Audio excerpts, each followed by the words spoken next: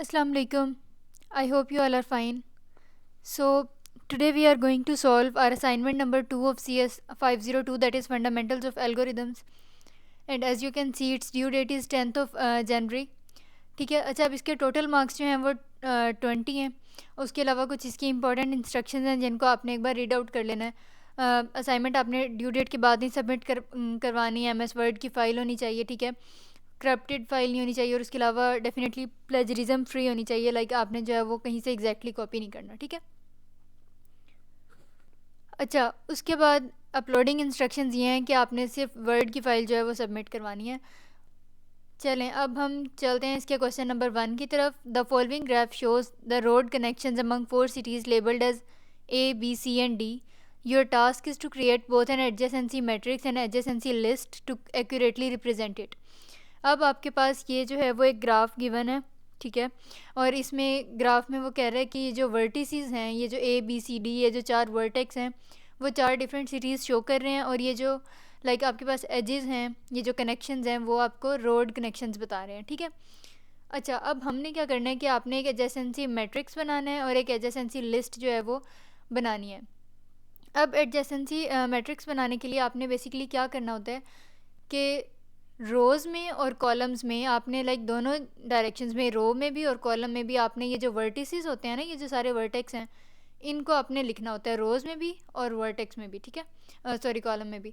तो A, B, C, D आपने यहाँ पे लिख लिया और यहाँ पे भी लिख लिया. और ये हम क्या कर रहे हैं, बेसिकली ये एडजेसेंसी मैट्रिक्स बना रहे हैं. ठीक है. अब हमने यहाँ पे ये 0 1 0 1 ये वैल्यूज़ किस तरह से मतलब इसमें जॉट डाउन किए हैं, किस तरह हमने बताई हैं. सबसे पहले ये देखें, यहाँ पे A और A का इंटरसेक्शन बन रहा है. तो यहाँ पे देखें क्या A के साथ ही कनेक्टेड है. लाइक कोई एक रिफ्लेक्सिव रिलेशन शो हो रहा है कि A से ही एरो निकलता है, A से ही कनेक्शन होता है और वो वापस A की तरफ आ जाता है. तो डेफिनेटली इस तरह का कोई सीन नहीं है. तो A के साथ कोई कनेक्शन नहीं है. So you have to write 0 over here. Next आपके पास आ जाता है A का आपने कनेक्शन देखना है B के साथ. तो A B के साथ कनेक्टेड है, यस. तो यहाँ पे 1 आ गया. इसी तरह A C के साथ कनेक्टेड है. इसी तरह A D के साथ कनेक्टेड है. तो यहाँ पे 1. इसी तरह रैंडम अगर हम C का देखें तो C का देखें सिर्फ A के साथ लिंक है ना, और किसी के साथ कनेक्टेड नहीं है. तो आपने क्या करना है कि C जो है वो सिर्फ 1 के साथ लाइक A के साथ कनेक्टेड है. तो C और A के इंटरसेक्शन पे आपने यहाँ 1 लिख दिया और बाकी सारे 0 0 0. तो इस तरह तो बनता है आपके पास एडजेसेंसी मैट्रिक्स. ठीक है. उसके बाद उसने कहा है कि एक एडजेसेंसी लिस्ट जो है वो भी आपने क्रिएट करनी है. तो यहाँ पे देखें, ये बेसिकली मैंने पेंट में ड्रॉ किया है. ठीक है. और उसके अलावा सिंपल अगर आपने सिर्फ वर्ड में ही करना है, ज़्यादा लंबा प्रोसेस नहीं करना, तो सिंपल आप एरोज़ भी लिख सकते हैं like A B C D और फिर एरो का जो साइन होता है, सिंबल होता है. ठीक है. उसके अलावा पेंट में करके वर्ड में जाके इंसर्ट भी कर सकते हैं. तो मैंने ये वाला फॉर्मेट इसलिए फॉलो किया है क्योंकि आपके जो हैंड आउट्स हैं उसमें एग्जैक्टली ऐसे यही पैटर्न है. ठीक है. एडजेसेंसी लिस्ट का. वेल, अब यहाँ पे आपने क्या करना है कि ये जो एडजेसेंसी लिस्ट आपने बनानी है उसमें मेरे पास कितने वर्टेक्स थे, कितने वर्टिसेस थे, 4 A B C D. तो मैंने यहाँ पे लिख दिया लिस्ट बना के कि A B C D. अब लिस्ट में आपने ये करना होता है कि लाइक A का यहाँ पे देखें कि किस किस के साथ कनेक्शन है, B के साथ, C के साथ, D के साथ. ठीक है. तो यहाँ पे लिस्ट में आ गया कि A then B C D ये सारे आपस में जो हैं वो लिंक्ड हैं. और यहाँ पे देखें, ये जो रेक्टेंगुलर शेप होती है बेसिकली, इसमें जो लास्ट होगा उसमें ये मतलब इस छोटे से पार्ट में, इस एरिया में जो है वो आपको ये क्रॉस टाइप साइन स्लैश इसलिए नज़र आ रही है कि ये नल है. लाइक इससे आगे कोई लिस्ट में कंपोनेंट या एज नहीं है, वर्टेक्स नहीं है. ठीक है.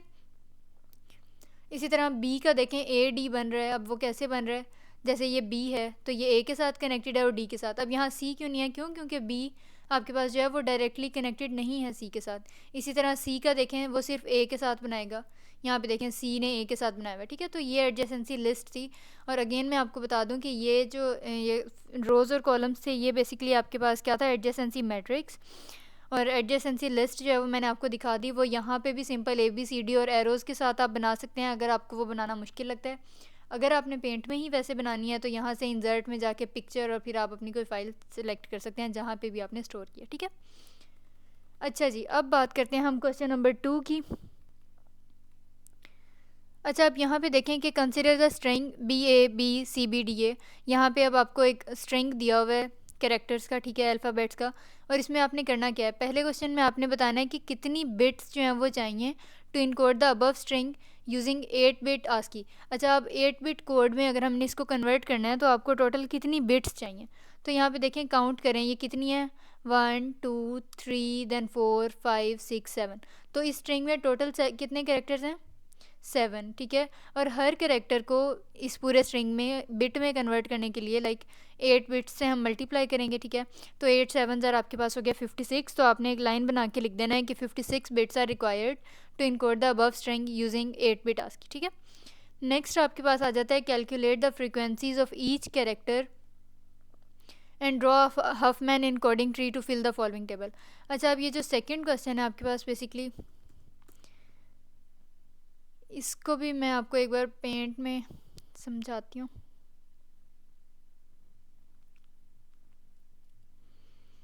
अच्छा, अब हफमैन इनकोडिंग जो होती है आपके पास, बेसिकली उसमें हम क्या करते हैं, यहाँ पे देखें, सबसे पहले ये जो स्ट्रिंग है आपके पास BABCBD है, ठीक है। इसको यहाँ पे मैं आपको बताती हूँ।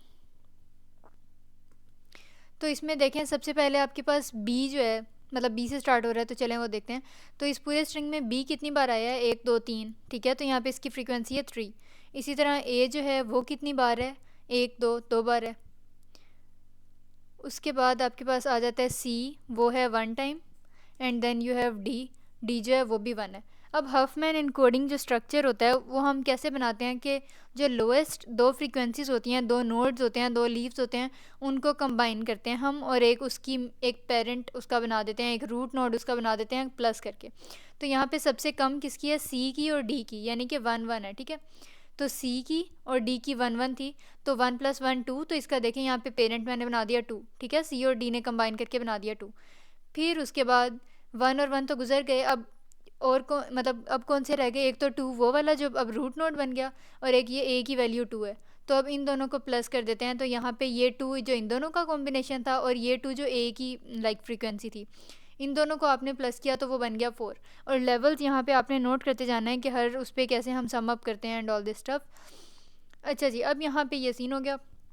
अब बाकी कौन बचा? 3। और यहाँ पे आपके पास क्या था? रूट नोड में 4। तो 4 और यहाँ B की 3, और ये टोटल जो अब तक क्यूमुलेटिव होती आ रही है वो 4 है। देन आपने करना है 4 + 3, तो ये हो गया 7।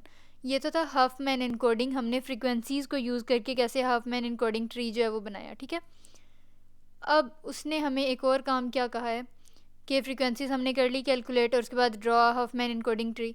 तो आपने ये पेंट से यहाँ पे जो है वो इंसर्ट कर लेना है। क्यों? क्योंकि at the very end of the day आपने तो वर्ड की फाइल सबमिट करवानी है ना, तो वो उसमें इमेज आ जाएगा। ऐसे चेन लाइन वगैरह को कोई इसमें प्रॉब्लम नहीं है, ठीक है। अच्छा, अब आपने क्या करना है कि आपने बताना है कि कितनी बिट्स चाहिए to encode the above string using variable length codes. उसके लिए आपको सबसे पहले जो है वो प्रीफिक्स कोड्स चाहिए, जिसके बाद आप जो है वो टोटल प्लस कर सकेंगे। नाउ द क्वेश्चन इज़ कि हमें प्रीफिक्स कोड्स कैसे पता चलेंगे? अब वो ऐसे पता चलेंगे कि ये जो आपका हफमैन ट्री आपने बनाया है, इनकोडिंग ट्री, उसमें आपने क्या करना है कि लेफ़्ट साइड पे जो भी आपके पास लीव्स होंगे, नोड्स होंगे, उनको आपने 0 दे देना है, और राइट वालों को दे देना है 1। तो स्टार्ट हमने कहाँ से करना है? रूट नोड से, अब जो पेरेंट नोड है वहाँ से। तो ये लेफ़्ट पे था B, तो उसको दे दिया 0। देन आपके पास ये जो राइट चाइल्ड था 4, उसको दिया 1। अब 4 पे आ जाएं। अब 4 से यहाँ लेफ़्ट पे था तो 0, फिर राइट पे था तो 1, फिर 2 पे आ जाएं। 2 के लेफ़्ट पे था तो 0, एंड देन राइट पे था तो 1। ये तो सीन हो गया। अब B की अगर फ्रीक्वेंसी कोई आपसे पूछे, या प्रीफिक्स कोड कह लें कि वो पूछे, तो आपने B का प्रीफिक्स कोड कैसे फाइंड करना है? आपने रूट नोड से स्टार्ट करना है, और देखना है कि कौन कौन से नोड्स, कौन कौन से पाथ्स ट्रेवर्स आपको करने पड़ते हैं in order to go to B, ठीक है। तो यहाँ से देखें सिर्फ 0 पे ही गए हैं, तो यहाँ पे B का जो प्रीफिक्स कोड है वो आ गया 0। अब A की बारी आ जाती है। तो A तक पहुँचने के लिए क्या क्या हमें ट्रेवर्स करना पड़ा? पहले हम गए 7 से 1 पे, 4 पे गए तो 1 आ गया दरम्यान में, एंड देन यहाँ गए तो 1 0। तो इसका A का प्रीफिक्स कोड है 1 0। इसी तरह C का देखें, पहले 1 पे गए, अगेन 1, एंड देन 0, ठीक है। इसी तरह D का देखें, 1, फिर राइट 1, फिर राइट 1, तो वो हो गया 1 1 1। तो यहाँ पे जो है वो इसका प्रीफिक्स कोड आ गया 1 1 1, ठीक है। तो ये तो सिनेरियो था कि आपने प्रीफिक्स कोड्स कैसे कैलकुलेट करना है। और ये जो फ्रीक्वेंसीज़ हैं ये मैं ऊपर आपको बता के आई हूँ कि जो स्ट्रिंग था BABCBDA, तो उसमें कितनी क्या फ्रीक्वेंसी थी, तो वो ये सीन है, ठीक है। अच्छा, अब मेन क्वेश्चन की तरफ चलते हैं। एक तो आपने डेफिनेटली ये टेबल फिल आउट करना था, फिर आपके पास आ जाता है कि कितनी बिट्स आपको चाहिए to encode the above string using variable length codes. इसमें अब आपने क्या करना है, अब यहाँ पे अगेन मैं आपको बताती हूँ स्ट्रिंग क्या था। ये आपके पास है स्ट्रिंग, इसमें देखें बी है सबसे पहले, तो बी का प्रीफिक्स कोड क्या है 0, तो मैंने यहाँ पे लिख दिया 0। फिर उसके बाद क्या है ए का प्रीफिक्स कोड है क्या 10, तो मैंने यहाँ पे लिख दिया 10, ठीक है। उसके बाद बी का प्रीफिक्स कोड अगेन 0। फिर उसके बाद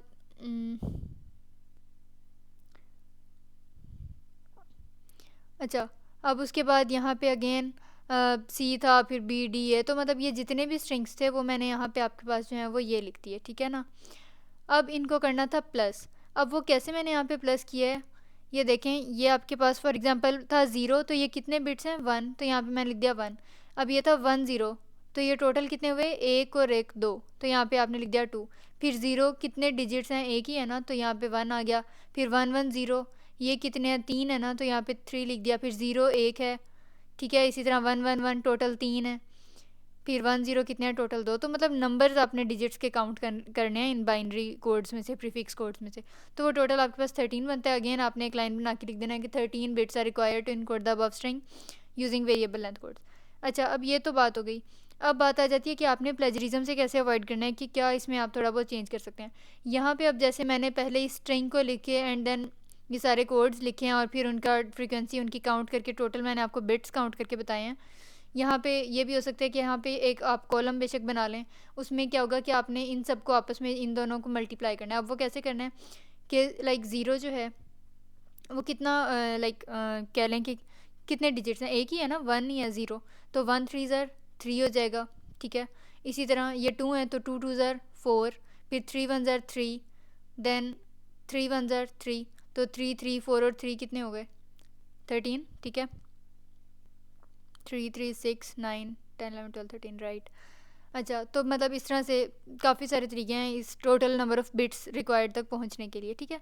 उसके अलावा ये तो इस क्वेश्चन में चेंज कर सकते थे। इसी तरह हाफमैन इनकोडिंग ट्री जो है उसको बनाने के मतलब आप डेफिनेटली खुद ड्रा करेंगे तो हर किसी की पेंटिंग में, हर किसी की ड्राइंग में ऐसे थोड़ा बहुत डिफरेंस होता है, ठीक है, नेचुरल है, तो उसमें तो ऐसे प्लेजरिज्म का इशू नहीं होगा। और उसके अलावा यहाँ पे आपके पास जो है वो क्या आ जाता है कि टोटल बिट्स कितनी चाहिए, वो भी सेम आंसर ही रहेगा। इसी तरह एडजेसेंसी लिस्ट बनाने के काफ़ी सारे तरीके हैं कि आपने पेंट में बना के यहाँ पे पेस्ट किया है या वर्ड से डायरेक्ट में किया है।